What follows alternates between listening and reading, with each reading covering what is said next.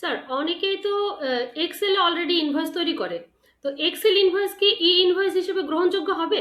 এটিও গুরুত্বপূর্ণ বিষয় যে এক্সেলে ইনভয়েস তৈরি করা বা কম্পিউটারে ইনভয়েস তৈরি করা বা পিডিএফ করা এগুলো কোনোটাই গ্রহণযোগ্য হবে না।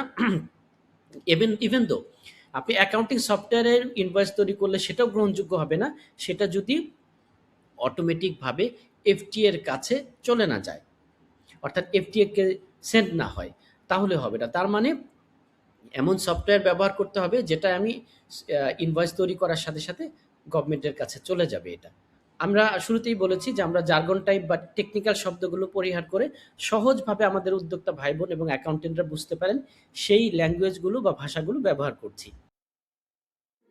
সঠিক সময়ে সঠিক কনসালটেন্সি, আল মুহমা ট্যাক্স কনসালটেন্সি।